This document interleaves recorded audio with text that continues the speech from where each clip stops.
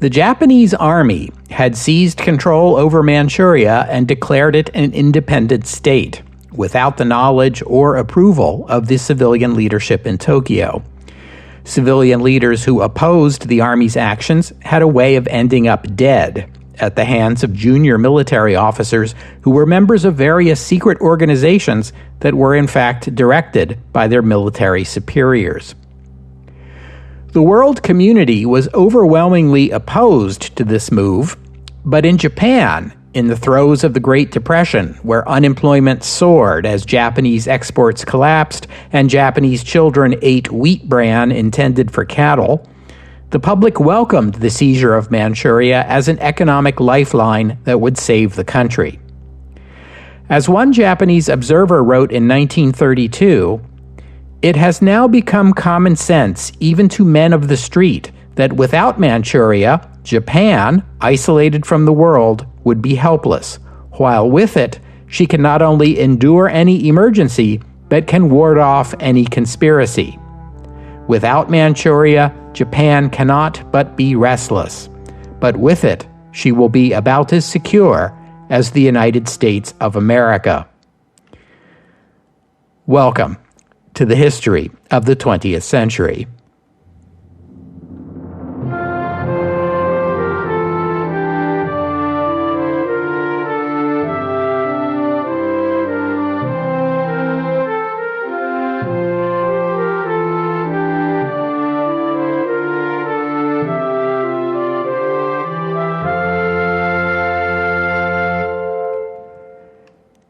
Episode 265, Foreign Commentary Changes Nothing. We already talked about the events leading up to the Japanese army's seizure of Manchuria.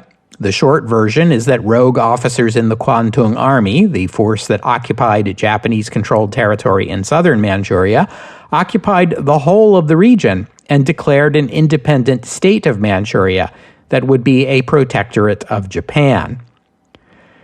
The occupation was never authorized by the elected civilian government in Tokyo, but it was popular with the public, who saw a Japanese-controlled Manchuria as the key to rescuing the ailing Japanese economy, sinking ever deeper into the depths of the Great Depression. As you know from our earlier episode, the leader of one of Japan's major political parties was assassinated by pro-military extremists in February 1932, and the prime minister from the other major political party was himself assassinated just 3 months later.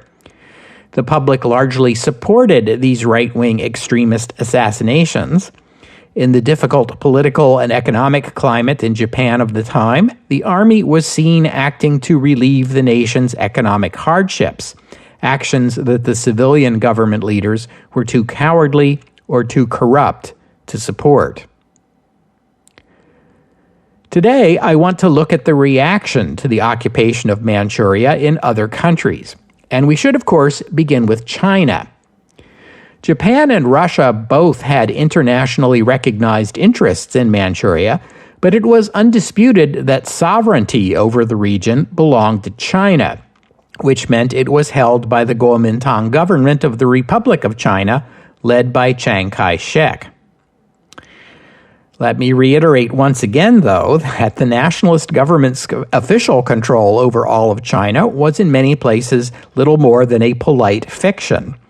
In those places, a local warlord held actual control, and that warlord's degree of loyalty to the central government was uncertain and subject to change.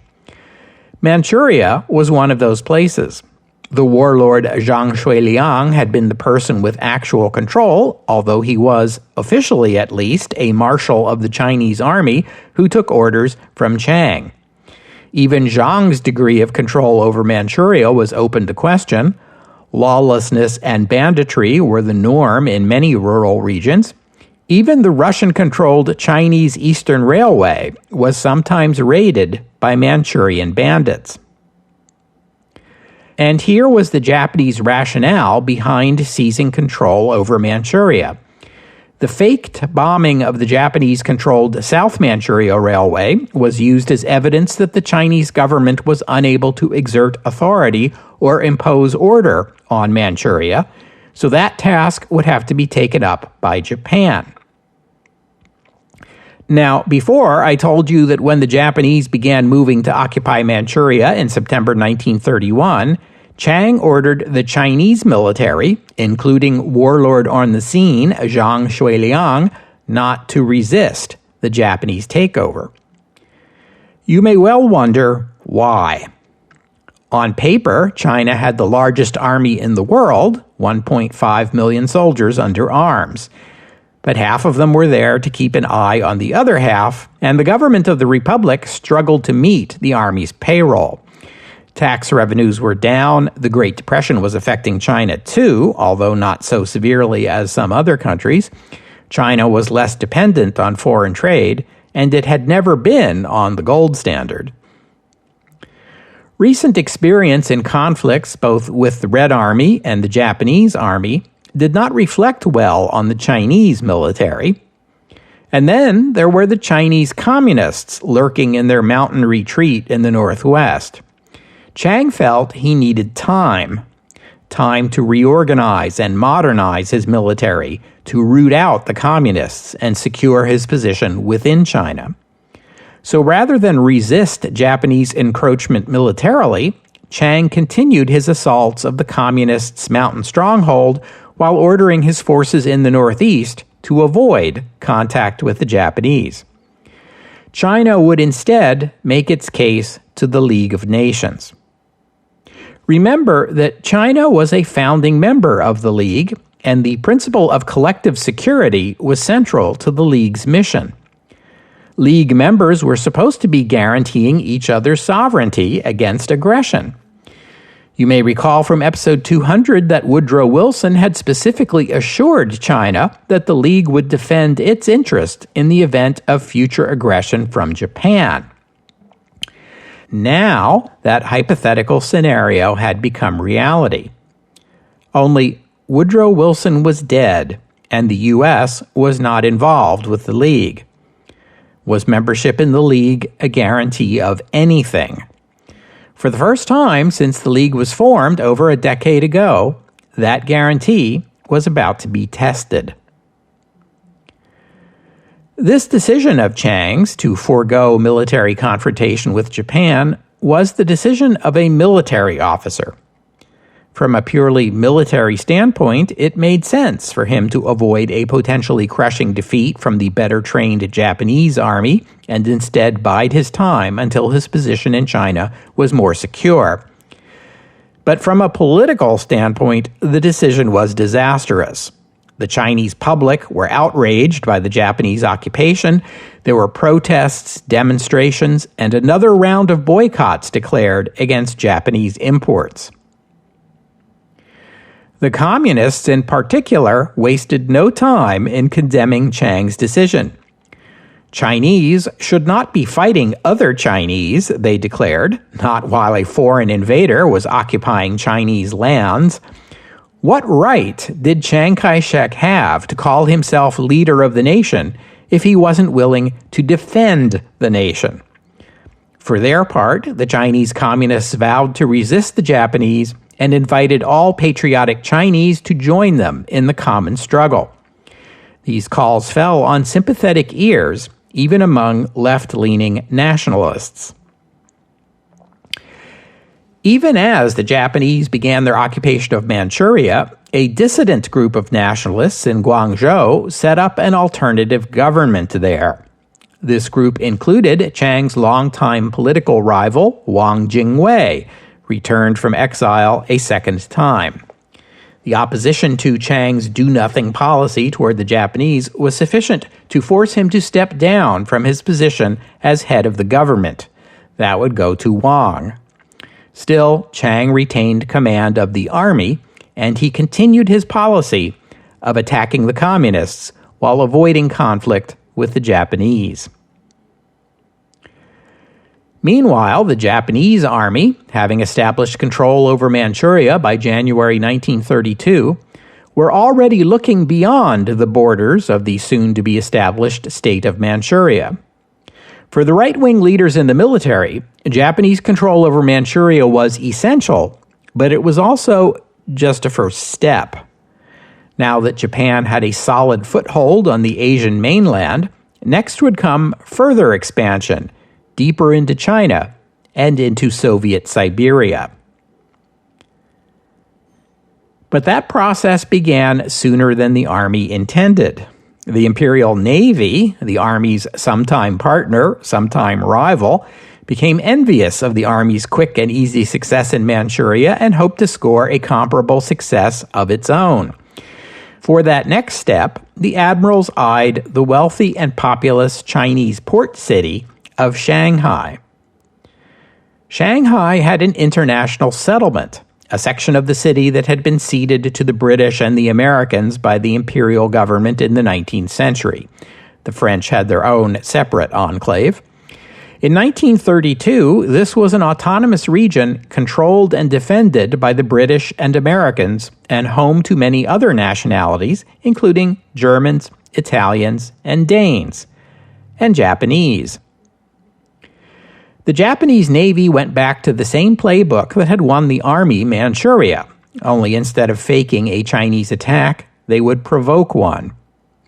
A group of 5 right-wing extremist Japanese Buddhist monks, yes, there is such a thing as right-wing extremist Buddhist monks, a group of 5 of them marched through Shanghai, calling out anti-Chinese and pro-Japanese chants and calling for Japanese control over all of China. Outraged Chinese onlookers attacked and beat the monks outside a factory. One of them later died from his injuries. Japanese in Shanghai retaliated by setting fire to the factory. This killed 2 Chinese workers inside and 1 policeman.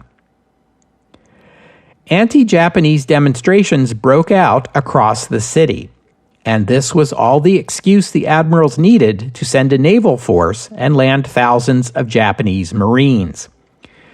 Aircraft from 2 of Japan's newfangled aircraft carriers, Hosho and Kaga, bombed the city, inflicting what historian Barbara Tuchman, the patron saint of this podcast, described as, quote, the first terror bombing of a civilian population of an era that was to become familiar with it.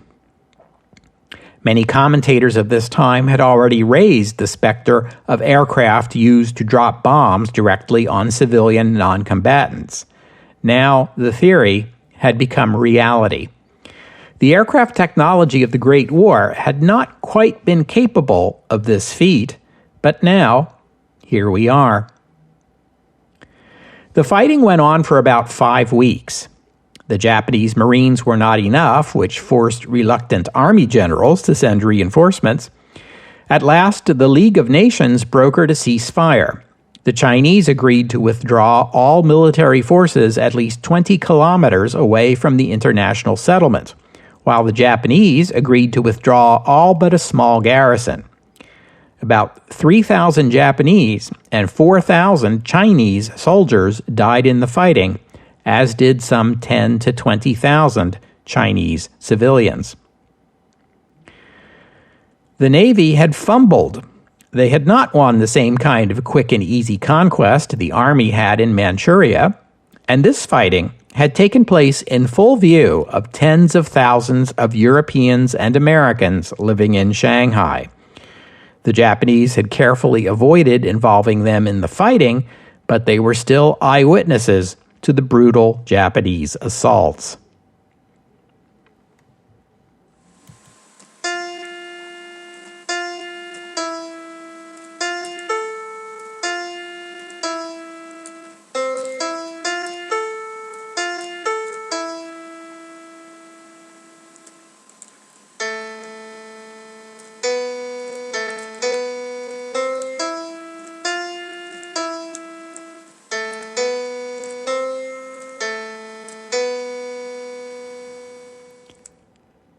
The ceasefire in Shanghai ended open combat between Japanese and Chinese forces, as the Chinese military had already withdrawn from Manchuria.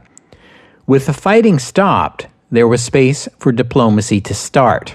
And now would come the first real test of the League of Nations since its establishment 11 years ago. In the event of a dispute between members, Article 12 of the League Covenant permitted the League Council to arbitrate the dispute or to begin an inquiry. Japan refused to submit to arbitration, so an inquiry it would be. The League appointed a 5-member commission to investigate the conflict in Manchuria and return with recommendations. Its members would include 1 representative each from the United States, Britain, France, Italy, and Germany.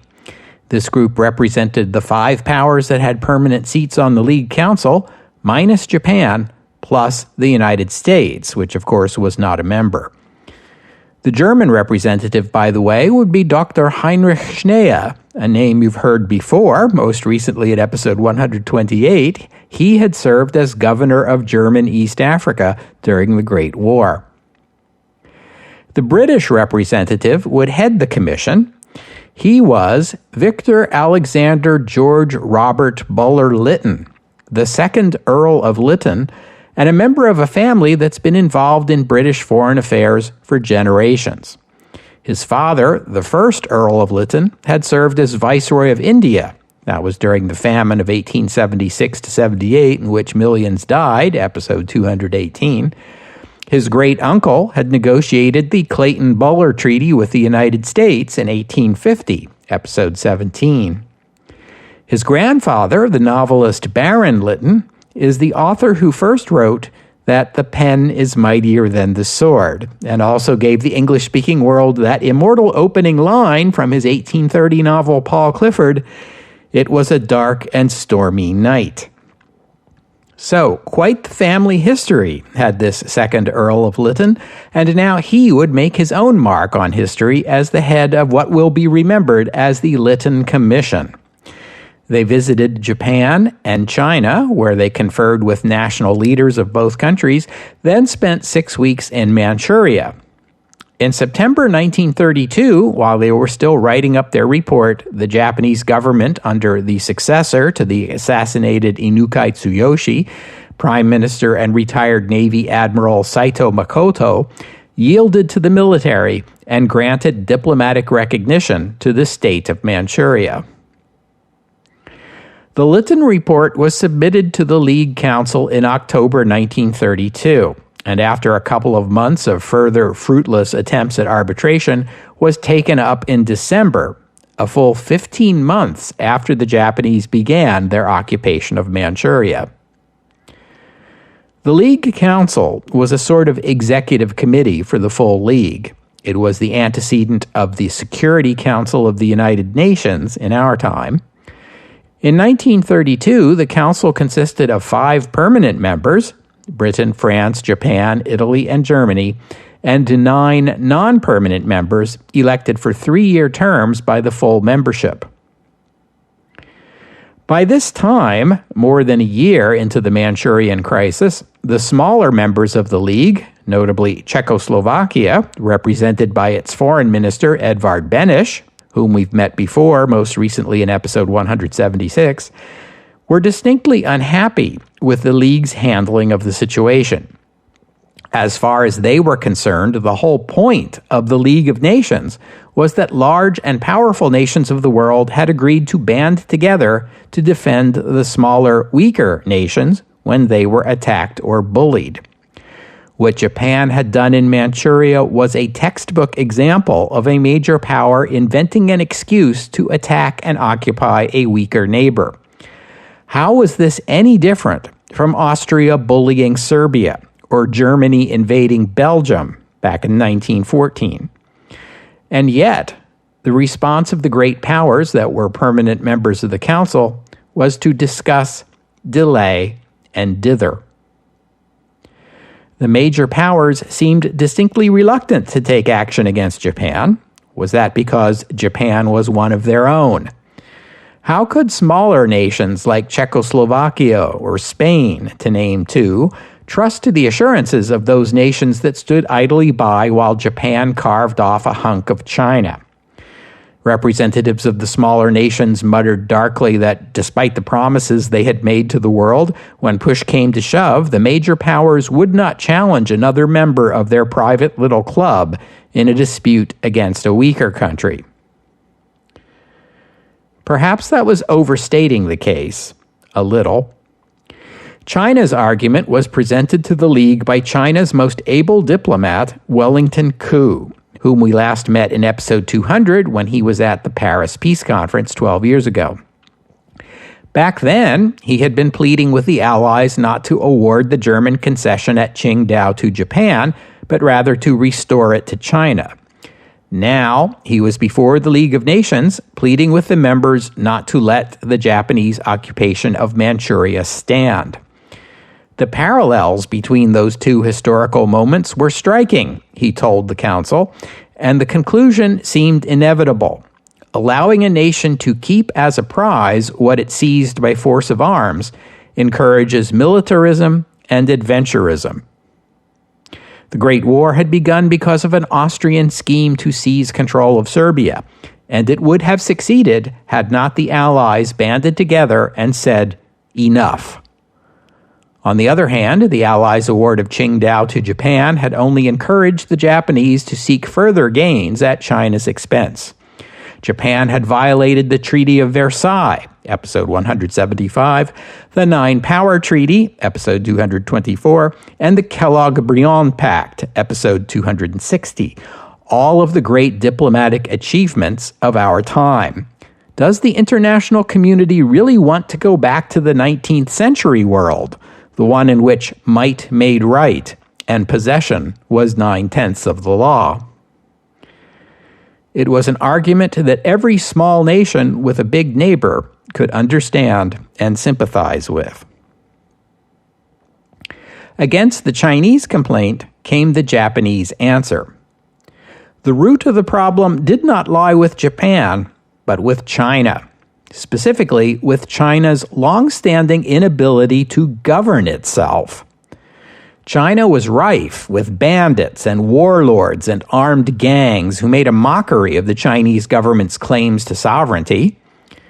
Japan was faced with the same difficulties in China that Western powers like Russia or America or Britain or France or Germany had had to face.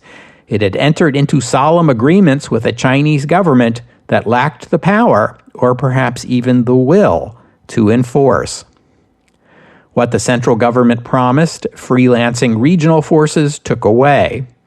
For a century, the Western powers had met Chinese instability with gunboats and marines. Why should Japan not be permitted to do the same? Chinese sovereignty was a fiction, and for the international community to treat China as a sovereign entity was a fantasy.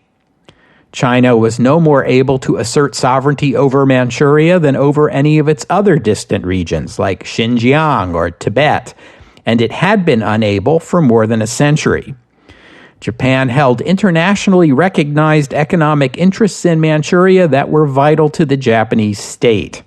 If China could not guarantee the security of those interests, and it could not, then Japan would have to shoulder that responsibility itself.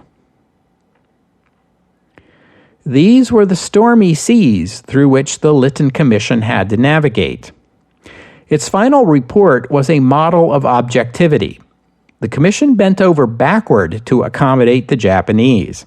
The Lytton report surveyed the history of the conflict and frankly acknowledged the failures of Chinese administration in the region.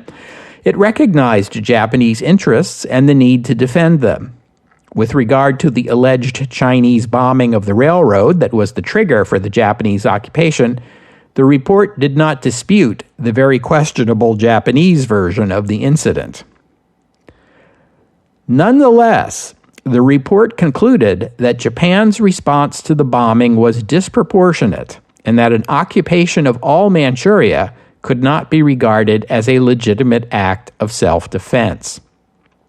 The report also dismissed Japanese claims that the new state of Manchuria was an expression of Manchu self-determination. The state of Manchuria had been imposed on the people of Manchuria by a foreign power, and its own people did not support it. it was illegitimate. As an alternative, the Lytton Report proposed a system of administration in Manchuria based on an autonomous regional government that would include Japanese advisors and would be tasked with defending Japan's interests, while also acknowledging China's sovereignty over Manchuria. The international community received the report warmly. Even the Soviet government praised it. If the Lytton Report had been issued a year earlier, in the immediate aftermath of the occupation of Manchuria, it is entirely possible that the Japanese government, still stinging from the insult of its own army's insubordination, would have accepted the report and agreed to abide by its recommendations. But not now. Not after a year had passed. A year of consolidation of control, of the establishment of an independent Manchuria, and a new, more conservative government brought to power by assassination. Even so, some voices in Japan urged accommodation. The Japan Times and Mail, the nation's largest English-language newspaper, warned that Japan was spurning the West just at the moment the West was embracing a more just and diplomatic approach to resolving international conflict. In the Japanese Diet, where the paper's publisher held a seat, he declared the army's disobedience in Manchuria a disgrace to the constitutional government of Japan. But another newspaper, Jiji, editorialized that, "In this country, we are all convinced of being in the right, and foreign commentary, whether favorable or not, changes nothing for us." In fact, foreign criticism had, if anything, fired up Japanese patriotism and rallied public opinion around holding on to Manchuria. The Japanese economy was beginning to improve. This was partly due to the end of the gold standard, which allowed the value of the yen to fall and Japanese exports to grow. But Japan's new, stronger position in Manchuria surely also played a role. Many Japanese believed so, at least. When the founders of the League of Nations drew up its covenant in Paris in 1919, they had expected that international censure and the threat of isolation would itself be a strong deterrent for any member state that felt tempted to defy the world consensus. It seems they had not considered the possibility that foreign condemnation might actually rally domestic political opinion around the very forces that were defying the world. For months after the submission of the Lytton Report, the League engaged in talks aimed at a negotiated settlement. But the Japanese side insisted to the end on international recognition of the state of Manchuria as a precondition to any talks. Finally, in the last week of February 1933, negotiations having failed, the League brought the recommendations of the Lytton Commission to a vote. 42 nations voted in favor of accepting the recommendations. Only Japan voted no. After the vote, Japan's representative, Matsuoka Yosuke, took to the podium to announce his disappointment that Japan could no longer participate in the League of Nations. He then led his delegation out of the chamber. Japan, a founding member of the League of Nations, a permanent member of the League Council, once the League's most enthusiastic supporter in Asia, had become the second nation to quit the League. The withdrawal was popular in Japan. Officials and commentators there argued that the League did not understand Asia, and that peacekeeping in that part of the world would be better handled by a regional organization led by Japan, on the model of the United States and the Monroe Doctrine. Indeed, wasn't there a clause in the League Covenant allowing for regional peacekeeping organizations, a clause insisted upon by Woodrow Wilson and the Americans to protect the Americans' claimed rights in the Western Hemisphere? A few older Japanese diplomats recalled the peace talks in Portsmouth that had ended the Russo-Japanese War, where they had floated the idea of a Japanese version of the Monroe Doctrine for East Asia, and how no less an authority than Theodore Roosevelt had endorsed the idea. For that matter, how was the situation in Manchuria any different from Theodore Roosevelt's own handling of the Panama Canal? Hadn't the Americans, faced with a pressing military and economic need for the canal, carved Panama away from Colombia and set it up as an independent state for the sake of America's interests? How was Manchuria any different? Elsewhere in the world, newspapers began writing the League's obituary. League optimists blamed the governments of the major powers for their unwillingness to enforce its authority. League pessimists penned some variation of, "I told you so." Why hadn't the major powers been willing to pressure Japan to withdraw from Manchuria? If not with military power, then at least with economic sanctions? The Great Depression is part of the answer. With the world economy in crisis, who could afford military action, or even a further decline in trade? There were only 3 countries that could plausibly have forced Japan out of Manchuria. One was the USSR, but the Soviets had their own problems over the winter of 1932 to 33, as you well know from episode 235. The first 5-year plan had ended successfully, but the USSR was in the throes of a severe famine, and the Soviet economy was not yet strong enough to support a major war effort in the Far East, supplied through the long and narrow soda straw that was the Trans-Siberian Railroad. People in Russia still remembered the humiliation of the last war against Japan, not to mention the revolution it had sparked. So the Russians would treat the Japanese with kid gloves for now, though the second 5-year plan would include a buildup in tanks and fighter planes and other military assets. And by 1938, the Soviet Union would be in a position to get far tougher with the Japanese. But not today. The Soviet Union did go so far as to restore diplomatic relations with China, which had been broken in 1927 after Chiang Kai-shek turned on the Chinese communists. Also, the Japanese had reciprocated by treating the Soviets with deference. Japanese forces in Manchuria never got anywhere near Red Army garrisons along the Chinese Eastern Railway. Japanese control over Manchuria north of that railway had been secured by political means, mostly the greasing of a few warlords' palms. The Japanese army had kept its distance. As for the United States, the U.S. wanted to see a more aggressive League response, but wasn't willing to support one. The U.S. had its own economic problems, and in early 1933, they were becoming dire. President Hoover opposed even economic sanctions against Japan, which he regarded as more likely to anger the Japanese government further rather than lead to compromise. The U.S. had important economic interests in China, which would be just as vulnerable to the Japanese as their economy would be to American sanctions. Also, as part of the agreement signed at the Washington Naval Conference in 1922, the U.S. had agreed not to fortify its naval base in the Philippines, meaning the U.S. Navy would be hard-pressed to support offensive operations near Japan, while the Philippines would be a very tempting target for a Japanese counterattack. The farthest the Americans would go was to refuse to recognize the new state of Manchuria.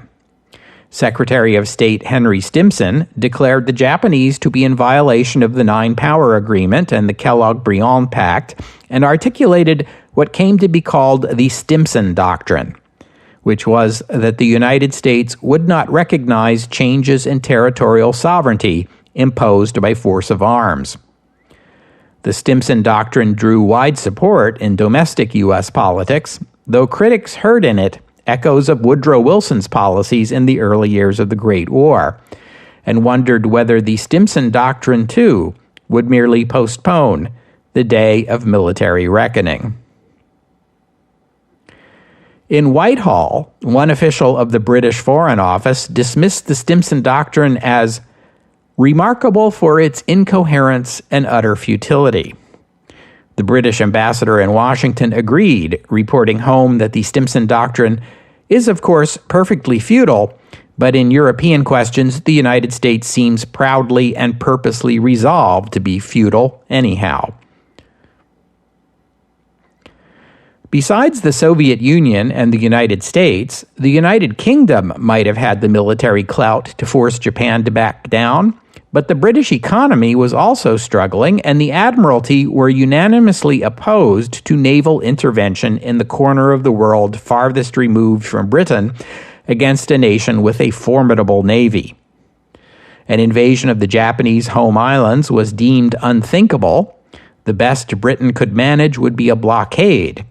And like the Americans, they feared Japanese counterattacks against poorly defended Hong Kong or Singapore. The Manchester Guardian, the voice of the British left, warned darkly that if League authority were flouted in East Asia, it would soon be flouted everywhere. The Times, on the other hand, articulating the Tory position, pointed out that Japan in Manchuria was doing no more than asserting the same authority Britain claimed in Egypt to enforce law and order and protect vital economic interests.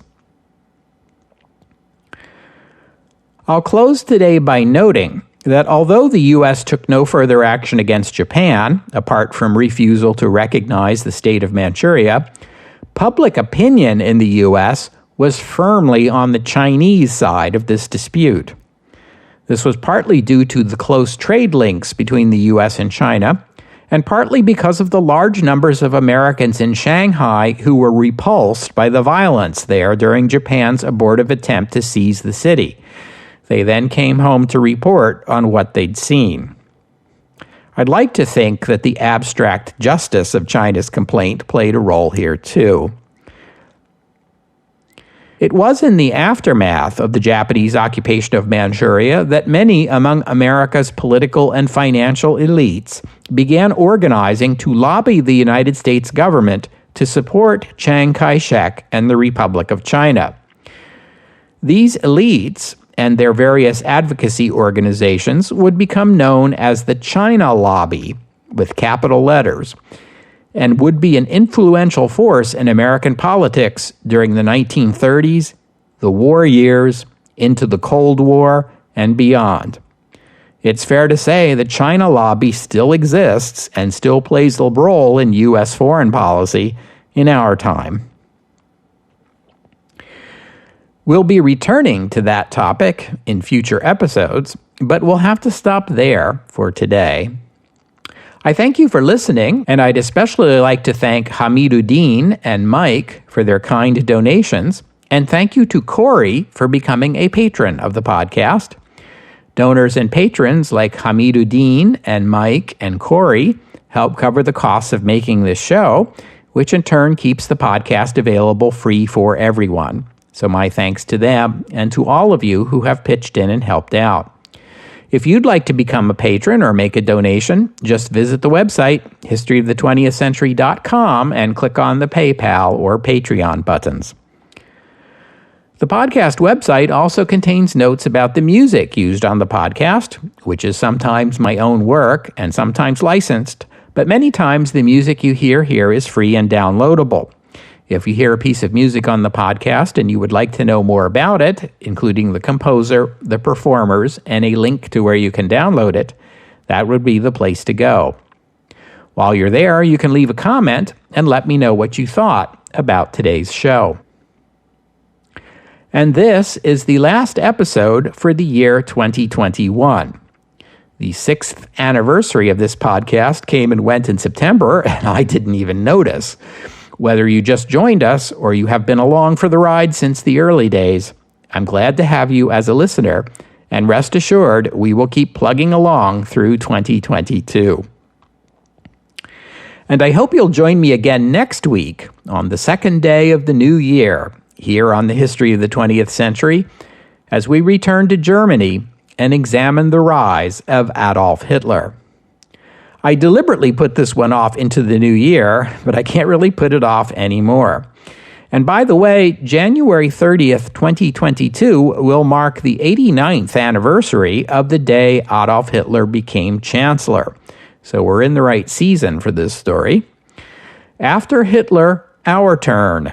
Next week, here on the history of the 20th century. Oh, and one more thing. I mentioned in today's episode that on the day the Japanese delegation walked out of the League of Nations, Japan became the second nation to quit the League. You may have wondered which country was first. The answer lies as an epilogue to episode 260, in which I told you about the Locarno treaties and how part of that agreement was that Germany would join the League of Nations and that it would take a seat as a permanent member of the League Council, a seat originally created for the United States, except that the United States never ratified the Treaty of Versailles and never joined the League. When Germany joined the League and took that seat on the Council, 3 League members protested: Brazil, Spain, and Poland. Representatives of these countries argued that if Germany got a permanent seat on the League Council, the countries they represented should get the same. The compromise offered was to expand the number of non-permanent seats on the League Council from 6 to 9, thus making room for the 3 aggrieved countries. This compromise was good enough to satisfy the Spanish and Polish governments, but not Brazil, which left the League of Nations in protest in June 1926, thus becoming the first nation to abandon its League membership.